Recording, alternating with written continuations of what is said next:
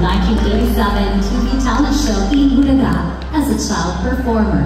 His soulful voice and ability to sing with such maturity for his age quickly made him a household name. He was soon casted in films and television shows where he became a prominent child star. His journey from a child star to a music icon is an inspiring tale of growth, reinvention, and staying true to one's artistic passions. While he is now best known for his music career, his childhood contributions to Philippine film and television remain a significant part of his legacy. Ice remains an enduring figure in Filipino pop culture, loved by fans for his acting, his singing, and his personal story. Famous child icon of Philippine cinema, Ice Sigera.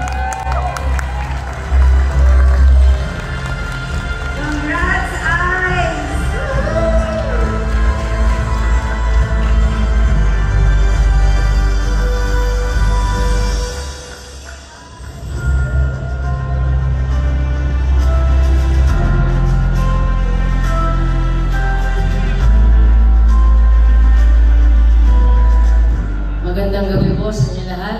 Thank you po, Famas, and thank you for using the right pronouns. I really appreciate it. I want to thank my wife, Liza, and my family and my friends. Kay Tito Sen, kay Tito Joey, at kay Tito Vic, Ibulaga, and Okay Café family, Mr. Tuviera, Tita Malucho of Agar, Mother Lily of Google Films, MZ at lahat po ng mga producers na kumuha po sa akin, sa mga director ko po at lahat po ng mga artista na nakasama ko. Marami po akong natutunan sa inyo na daladala ko po hanggang ngayon.